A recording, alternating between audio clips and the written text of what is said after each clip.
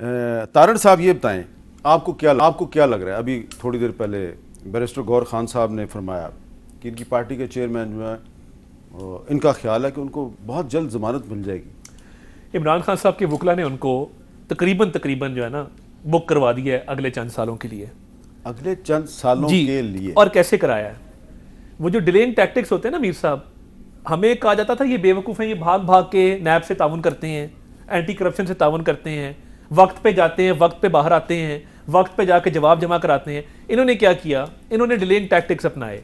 इन्होंने कहा कि आज मैं बीमार हूँ, आज मेरी टांग में दर्द है, आज मेरे सर में दर्द है, आज मैं नहीं आ सकता, आज सिक्योरिटी रीज़न है, आज मौसम ख़राब है। ये बहाने लगाते रहे। अब मुझे बताइए, इनकी 2 बेल्स नैब की ऑलरेडी रिजेक्ट हो चुकी हैं। इन्होंने अदम पैरवी की वजह से ये नहीं गए। नैब की 190 मिलियन पाउंड वाली जो बेल है इनकी, एनसीए वाली, वो, और तोशा खाना नैब की जो इन्वेस्टिगेशन चल रही है मक्का मॉडल वाली घड़ी की, उसमें इन्होंने कई पेशियां जो हैं बहानेबाजी करके गुजारी और वो 2 बेल इनकी कैंसिल हुई हुई हैं। कई और बेल्स हैं जिसके अंदर इन्होंने सिर्फ जो है वो तारीखें अवॉइड करने के लिए, तारीखें डलवाने के लिए, ताखीर का शिकार करने के लिए प्रोसेस को इन्होंने वहाँ पे मामलात को डिले किया। और आगे अब लीगल टीम में लड़ाई है। लतीफ़ खोसा साहब कह रहे हैं कि जी साइफर का केस मैंने करना है, कभी ख्वाजा हारिस को ताना दिया जाता है, कभी किसी को। इनका क्राइसिस जो है वो लीगल टीम का है और इंटरनल है। गौर साहब बैठे हैं, मैं इनके सामने की बात कर रहा हूं कि इनकी लीगल टीम में इत्तेहाद इत्तफाक नहीं है, उनकी प्रायोरिटीज क्लियर नहीं है।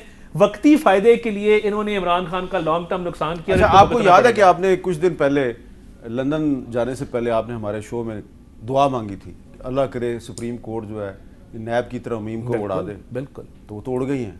नहीं, पूरी नहीं ना उड़ाई। मेरी तो दुआ क्या थी, 90 दिन का रिमांड बहाल होता, जो अब इस वक्त 30 दिन का है। बाकी जितनी शिकें हैं, देखिए उसको बड़ा टेलर मेड किया गया। मैं समझता हूँ बहुत अच्छा हुआ है। अच्छा हुआ है, बहुत अच्छा हो गया है। जो अभी भी हुआ है वो अच्छा हुआ है, इससे बेहतर हो सकता था। अच्छा, देखिए उससे मैं नहीं समझता कि हमारे किसी भी लीडर को कोई नुकसान है। 16 अरब के केसेस बनाए हैं। नुकसान किसको है? मैं नहीं समझता। देखिए फायदा इमरान खान का जरूर है कि जो इन्वेस्टिगेशन स्टेज की शिकें थी वो बरकरार हैं, क्योंकि इनकी प्रेयर ये थी। और लॉर्डशिप जब चाहते हैं तो प्रेयर से हटके भी तोशा खाना के ट्रायल में इंटरफेरेंस करते हैं और सेंटेंस सस्पेंशन में मावनत करते हैं कि इस्लामाबाद हाईकोर्ट फेवरेबल फैसला दे। मगर जब ये लाडले की बारी आती है रिमांड की और इन्वेस्टिगेशन के प्रोसेस की, उन शिकों को नहीं छेड़ते। जरा सुन ले पहले इन्होंने कहा क्या था, जरा सुने जी तारड़ साहब ने क्या कहा था। आज चीफ जस्टिस साहब जो हैं उमर अताब बंदयाल साहब ने कहा कि मैं रिटायरमेंट से पहले एक शॉर्ट और स्वीट किस्म का ऑर्डर, अल्लाह करे सारी तरमीम को उड़ा दें, अल्लाह करे ये सारी तरमीम उड़ा दें। हमारा आज भी रमज़ान शुगर मिल का केस मेरिट के ऊपर तगड़ा केस है फॉर एक्विटल।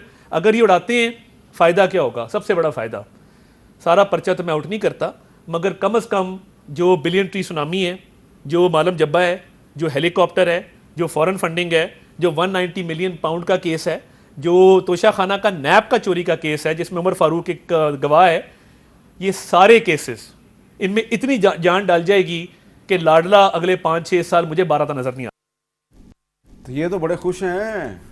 मेरे साहब 2 चीज़ों के मैं जवाब दी। तो पहले जहाँ तक वकीलों का ताल्लुक है तो हम ऑनेस्टली काम कर रहे हैं। We are satisfied, he is satisfied. शायद तारड़ साहब को पता नहीं है, हाई कोर्ट में हमारी पिटीशन पेंडिंग है और हाई कोर्ट में फेडरल गवर्नमेंट ही आई थी, उन्होंने कहा था कि खान साहब को किसी केस में अरेस्ट नहीं किया गया। So we are dealing with it.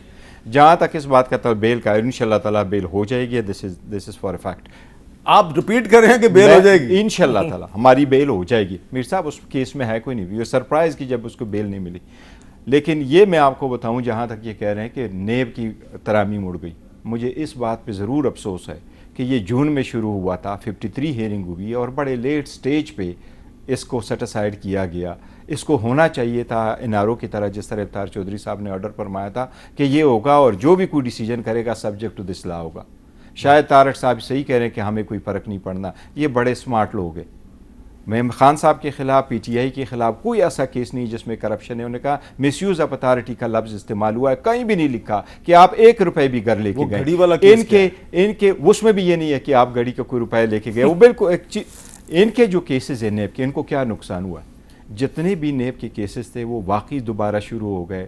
लेकिन इन लोगों ने क्या किया, उस वक्त अपने केसेस विड्रॉ करवाए, जिनकी प्रॉपर्टियाँ फ्रीज हो चुकी थी उस लॉ के मुताबिक, जिस तरह इसहाक डार साहब के घर के भी थे, ये सारे उनको डिफ्रीज करा करके डिस्पोज अभी करा बैठे। अच्छा, वो अब सारे चंद साहब ये बताएं फायदे कि ये ले चुके। आपको क्या लग रहा है कि ये नैब तो बनाई थी परवेज मुशर्रफ ने सियासी पार्टियां तोड़ने के लिए, सियासतदानों को अंदर बाहर करने के लिए? मैं आपका सवाल शुरू होने से पहले ही जवाब दे देता हूँ। हाँ, बता दें।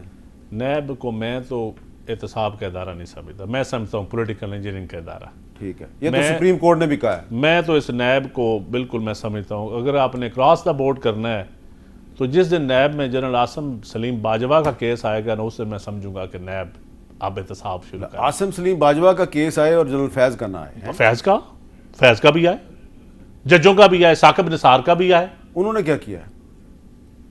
अब वो केस कोई आएगा तो पता चलेगा। अच्छा, बस ख्वाहिश है। नहीं पैसा नहीं, ख्वाहिश नहीं।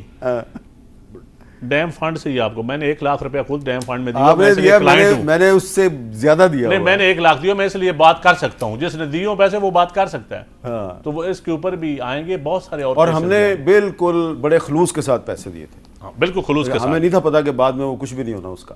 तो मैं समझता हूँ कि अक्रॉस द बोर्ड अकाउंटेबिलिटी हो, कोई इदारा इससे मुबर्रा ना हो। लेकिन ये नैब तो नहीं। नहीं, नैब नहीं, फिर खत्म। नैब मैं समझता हूँ खत्म हो जाना चाहिए।